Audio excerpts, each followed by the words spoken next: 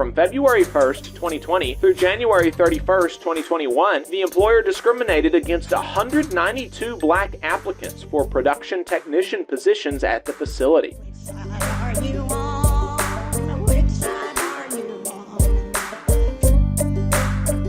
Let's get to Boss Watch. Bosses, last week in Southern Labor is a segment that we do every week where we take a look at what workers in the U.S. South and the American colonies were up to, and Boss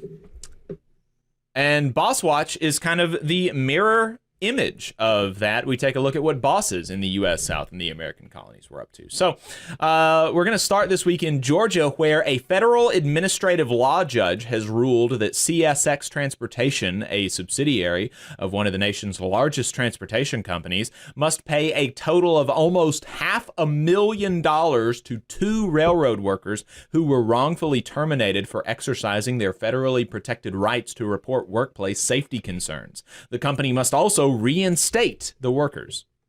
The decision by the U.S. Department of Labor's Office of Administrative Law Judges follows a whistleblower investigation by the department's Occupational Safety and Health Administration of CSX Transportation's actions in November 2017 after the workers reported a blue flag on the tracks at a Waycross, Georgia rail yard, signaling that they could not move their train safely.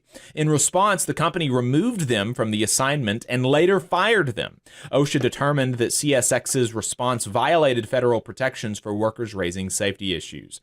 This from OSHA Regional Administrator Kurt Petermeyer in Atlanta. Quote, the Federal Railroad Safety Act protects workers' rights to report safety concerns without fear of retaliation. When employers like CSX Transportation retaliate against workers for raising safety concerns, they create an environment of fear that can lead to dangerous and sometimes deadly situations. The workers did what they were supposed to do. They saw that the tracks were deemed unsafe. They communicated the issue and waited for further instructions. Despite following protocol, they were fired for the delay. This retaliatory behavior is unacceptable. The sum cited in the judge's order includes about $250,000 in back wages plus compound daily interest, $100,000 for emotional distress, and $100,000 for punitive damages for the two workers. CSX Transportation must also pay one of the workers about $5,000 for the health insurance premiums paid after their termination. CSX Transportation must also reinstate the workers to their previous positions and seniority had they not suffered the wrongful termination and pay their reasonable attorney's fees and litigation expenses.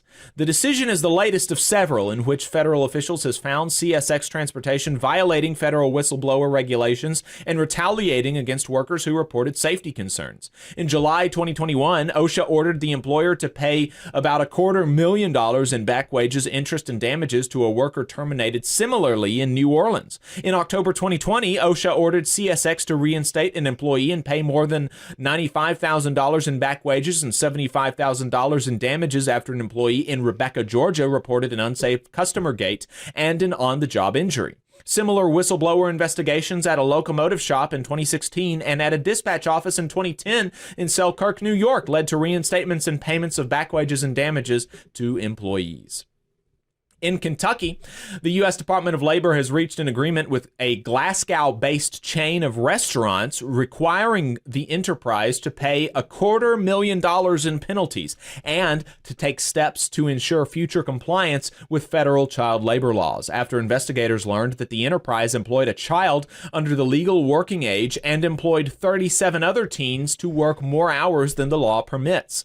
This settlement follows an investigation by the department's Wage and Hour Division that determined that El Mazatlan Incorporated violated federal child labor regulations by employing 37 children ages 14 and 15 years old to work longer and later than the Fair Labor Standards Act allows. El Mazatlan also employed a 13-year-old child, which is under the legal age limit. In addition to paying penalties, El Mazatlan agreed to future compliance and to create and update child labor training materials in their management training program. The employer will also conduct training with all supervisors and managers. Learning new skills, this from the Wage and Hour Division District Director Karen Garnett Civils in Louisville, Kentucky.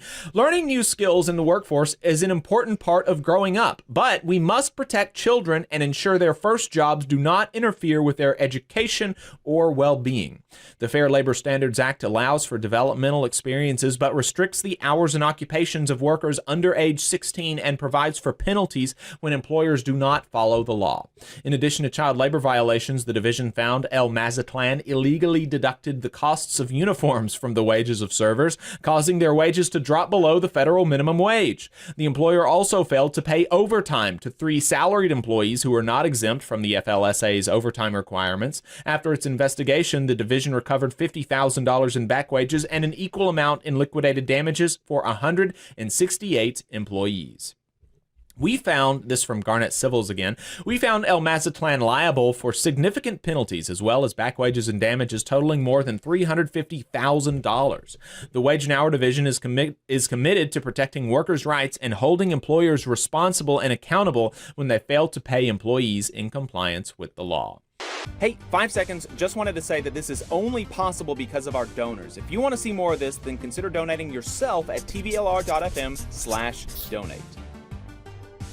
Heading over to Tennessee, the U.S. Department of Labor has obtained a federal consent decree requiring a Clark Range lumber producer to stop violating federal child labor regulations, pay penalties for their violations, and surrender profits earned for products made while violations occurred. Entered in the U.S. District Court for the Middle District of Tennessee, the consent decree comes after the department's Wage and Hour Division found that Plateau Sawmill employed 2 children as young as 14 years old at the sawmill to unload wooden boards from a conveyor belt in violation of child labor provisions of the Fair Labor Standards Act. In addition, the sawmill employed a 13-year-old, which violated the FLSA's minimum age standard of 14 years for non-agricultural work. Investigators learned that the 3 children worked as early as 6 a.m., an hour earlier than the law permits. The sawmill operator was ordered to pay about $73,000 in civil money penalties for its child labor violations. The sawmill operator was also ordered to surrender $10,000 in profits earned between May 26 and June 26, 2024. These funds will be used to benefit the children employed illegally. Federal labor laws protect children from being employed in dangerous jobs. By employing minors to do hazardous work, Plateau Sawmill put children at risk of serious harm or worse, said Wage and Hour Regional Director Juan Correa in Atlanta. Once we learned of the employer's violations, the Department of Labor acted immediately to hold the company accountable for failing to protect these children. In addition to paying civil money penalties, disgorging profits, and agreeing to comply with federal child labor regulations in the future, Plateau Sawmill agreed to do the following: audit machinery at all of its establishments to identify equipment deemed hazardous by the FLSA and mark the identified equipment with stickers to alert employees that no one under 18 can operate it. Review and enhance existing policies and training manuals related to compliance with federal child labor regulations. The employer must also revise its policies, training materials, and programs for management, employees and new hires as it onboards them at any owned establishment, and more. In fiscal year 2023, the department investigated almost 1,000 cases with child labor violations involving almost 6,000 children nationwide, including 500 children employed in violation of hazardous occupation standards. The department addressed these violations by assessing employers more than $8 million in civil money penalties. Heading back over to Georgia, the U.S. Department of Labor announced that Ball Container LLC, a subsidiary of Ball Corporation, has entered into a conciliation agreement in which the employee will pay over $300,000 in back wages and interest to resolve alleged race-based hiring discrimination at the company's beverage manufacturing facility in Rome. A routine compliance review by the department's Office of Federal Contract Compliance Programs found that from February 1st, 2020 through January 31st, 2021, the employer discriminated against 192 black applicants for production technician positions at the facility.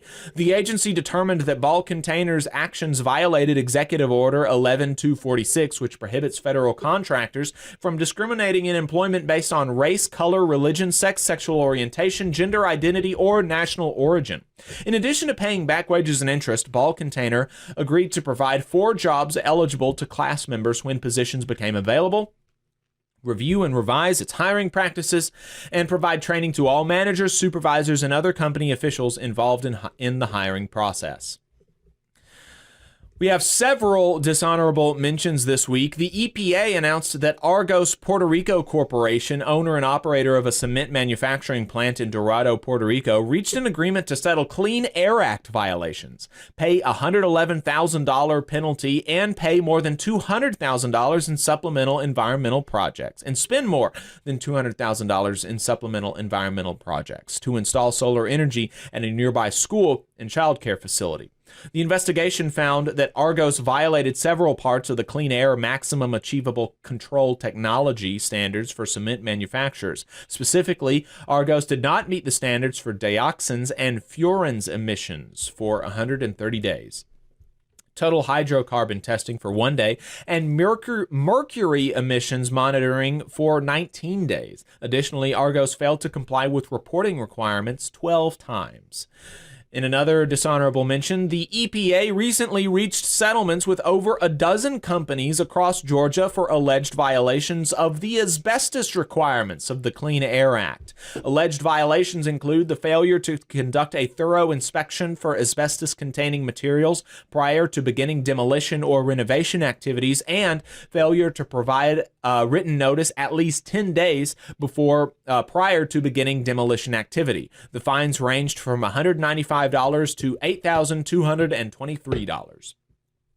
An investigation by the U.S. Department of Labor's Wage and Hour Division determined that Wonder City Rehabilitation and Nursing Center in Virginia violated federal law when it failed to pay health and welfare benefits of 2 employees, provide sick leave to 11 employees, and maintain accurate records in violation of the McNamara-O'Hara Service Contract and Executive Order 13706 establishing paid sick leave for federal contractors. The department recovered over $22,000 in health and welfare benefits for 2 employees and $1,800 in paid sick leave for 8 employees, and about 25 hours of paid sick leave restored for 3 employees. And the U.S. Department of Labor recovered $154,000 in back wages and liquidated damages from Primex Plastics Corporation, an international plastics manufacturer in Georgia that willfully failed to include bonus payments when calculating overtime for 743 workers. The consent decree also required the employer to pay $130,000 in civil money penalties to the department for the willful nature of the violations. And finally, the U.S. Department of Labor has obtained a court order assessing the operator of a Rosedale, Louisiana farm $12,000 in civil money penalties and preventing the Louisiana employers from applying for H-2A certification to bring foreign workers to the U.S. to fill temporary or seasonal agricultural jobs for 1 year after investigators found that the farm's operator intimidated and threatened workers in violation of the law. You just saw a clip from the Valley Labor Report. We are live every Saturday morning from 9:30 a.m. till 12:30 p.m. And we pride ourselves on keeping all of our content free to everybody so that we can talk to as many working folks as possible. If you support the work that we're doing, you think that it's important, you think that it's good, then consider making a monthly contribution to the project, and you can do that on our website, tvlr.fm.